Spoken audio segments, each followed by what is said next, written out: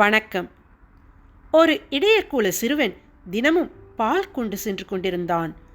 அப்படி ஒரு நாள் செல்லும் பொழுது அவன் வாழ்க்கையே மாற்றி அமைக்கக்கூடிய ஒரு அதிசயமான சம்பவம் நடந்தது. யாரும் எதிர்பார்க்காத அந்த நேரத்தில் அந்த சிறுவனுக்கு ஒரு தெய்வீக அன்னையின் காட்சி கிடைத்ததாக கூறப்படுகிறது.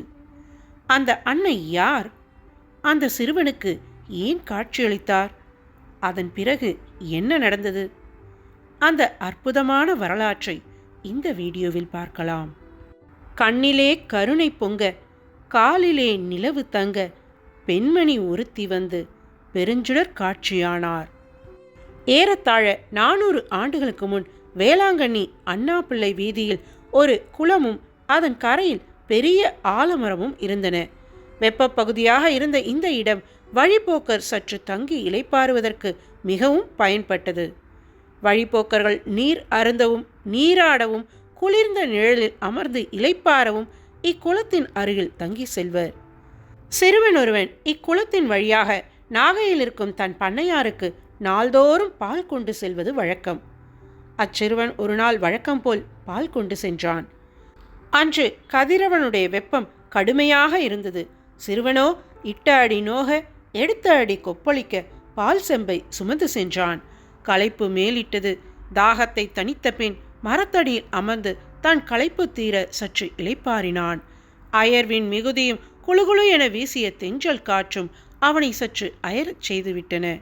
அப்போது வானத்து நிலவு வையகத்திற்கு வந்தது போல் சுடர் சூழ்ந்திருக்க சுந்தர மங்கை ஒருவர் தன் பொற்கரங்களிலே ஞாயிறு போல ஒளி வீசும் குழந்தை ஒன்றை தாங்கி பால்கார சிறுவன் முன் தோன்றினார். சிறுவன் திடுக்கிட்டு எழுந்தான். தன் முன் நிற்கின்ற அந்த அழகு பேழையாம் பெண்மணியையும் அவர் கையில் இருந்த குழந்தையின் கலங்கமற்ற திருமுகத்தையும் கண்ணிமிக்காமல் பார்த்து கொண்டு இருந்தான். பேசவோ நான் எழவில்லை. அச்சமும் திகிலும் வியப்பும் அன்பும் அச்சிறுவன் உள்ளத்தில் ஒருங்கே தோன்றின. ஏதுமறியாமல் கரங்களை பணிவோடு குவித்து வணங்கினான். அத்தேவமாது தேனினும் இனிய மொழியிலே, என் குழந்தைக்கு பருகிட கொஞ்சம் பால் தருகிறாயா என்று கேட்டார். பால் கேட்ட அவ்வண்ணையின் ஈர்ப்பிலே அவன் தன்னை மறந்தான். பின் சிந்தித்தான். பண்ணையாருக்கு கொடுக்கும் பாலின் அளவு குறைந்துவிடுமே, பண்ணையாரின் சினத்திற்கு ஆளாக நேரிடுமே என்று எண்ணி தயங்கினாலும் மாண்புமிக்க அன்னையின் வேண்டுகோளை மறுக்க முடியவில்லை. பால் செம்பை எடுத்தான்.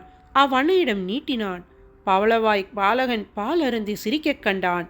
வாய் முழுவதும் பால் தோய வான்மகன் பருகிய எழிலை கண்டான். மீதியை வாங்கினான். தலையில் ஏந்தினான். மெழுகென உருகினான். நிலைத்து நின்றனன். மாதவ பெண்மணி மகிழ்ந்து வாழ்த்தினார். மறுகணம் மெல்லவே மறைந்து நீங்கினார். நாகப்பட்டினம் செல்ல நேரமாகிவிட்டபடியால் பால்கார சிறுவன் விரைந்து நடந்தான். நாகையை அடைந்தான். வழியில் கண்ட காட்சியால் அவனது மனம் மகிழ்ந்து நிறைந்து நின்றது. அது கனவா நனவா என்று அவன் வியந்தாலும் பால் குறைந்திருப்பது அவனுக்கு மனக்கலக்கத்தை உண்டாக்கியது. பால் குறைந்திருப்பதற்கு தக்க விடையளிக்க வேண்டுமே. என்ன சொல்வது, எப்படி சொல்வது என்று எண்ணியவாறே பண்ணையார் வீட்டை அடைந்தான். பால் சொம்பை ஒரு புறம் வைத்துவிட்டு குற்றவாளியைப் போல் ஒரு புறம் ஒதுங்கி நின்று பண்ணையாரை பார்த்த வண்ணம் விழித்து கொண்டிருந்தான். பண்ணையாரோ காலங்கடந்து வந்ததற்கு காரணம் என்னவென வினவி மூடியை திறக்கப் போனார். அவர் மூடியை திறப்பதற்கு முன் சிறுவன் பார்க்குடத்தில் பால் குறைந்திருக்கிறதென்றும் அப்படி குறைந்திருப்பதற்கு தன்னை மன்னிக்க வேண்டும் என்றும் மன்றாடினான். எவ்வளவு குறைந்திருக்கிறது என்று பார்க்க பண்ணையார் பார்க்குடத்தை திறந்தார். என்ன வியப்பு! திறக்கப்பட்ட குடத்திலிருந்து பால் பொங்கி வழிந்தோடியது. ஆச்சரியமும் அச்சமும் அவனை ஆட்கொள்ள அருகிலிருந்த மக்கள் ஓடி வர அதனை கண்டு அனைவரும் வியப்பில் ஆழ்ந்தனர். நடந்த நிகழ்ச்சியை பற்றி பண்ணையார் சிறுவனை கேட்டார்.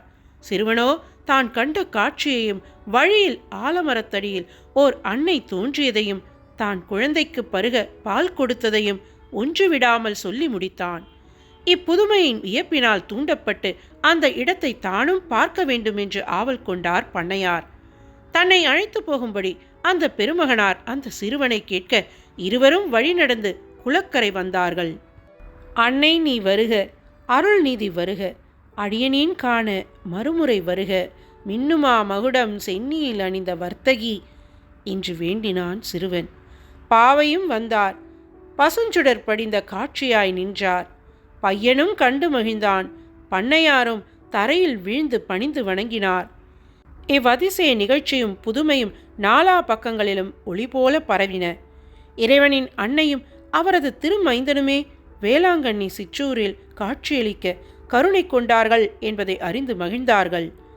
அண்ணா பிள்ளை தெருவிலிருந்த அக்குளத்திற்கு மாதா குளம் என்று பெயர் சூட்டினார்கள். அக்குளம் இப்பெயராலேயே இன்றளவும் அழைக்கப்படுகிறது. பரப்பளவிலே சிறியதாகிவிட்டாலும் இன்றும் வற்றாத திருக்குளமாய் பிணிகள் பல தீர்க்கும் பேரமுத தீர்த்தமாய் விளங்குகின்றது இந்த மாதா குளம். அந்த இடத்தில் சிற்றாலயம் ஒன்று எழுப்பப்பட்டிருக்கிறது. நெரிசல் மிக்க காலங்களிலே மக்கள் எளிதாய் தீர்த்தம் பெற்று செல்ல மண்டபம் ஒன்று கட்டப்பட்டுள்ளது.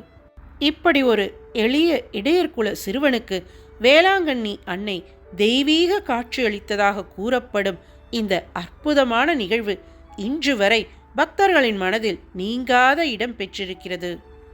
அன்னையின் அருள் கிடைத்த அந்த சிறுவனின் வாழ்க்கையில் நடந்த இந்த சம்பவம் வேளாங்கண்ணியின் வரலாற்றில் ஒரு முக்கியமான நிகழ்வாக பார்க்கப்படுகிறது. வேளாங்கண்ணி அன்னையை நம்பிக்கையுடன் வணங்கும் அனைவருக்கும் அன்னையின் அருள் என்றும் துணையாக இருக்கட்டும். இந்த வீடியோ உங்களுக்கு பிடித்திருந்தால் லைக் செய்து உங்கள் குடும்பத்தினருடனும் நண்பர்களுடனும் பகிருங்கள். மேலும் இது போன்ற ஆன்மீக வரலாறுகள் மற்றும் கோயில் ரகசியங்களை தெரிந்து கொள்ள நமது சேனலை சப்ஸ்கிரைப் செய்ய மறக்காதீர்கள். வேளாங்கண்ணி மாதா அனைவரையும் ஆசீர்வதிக்கட்டும்.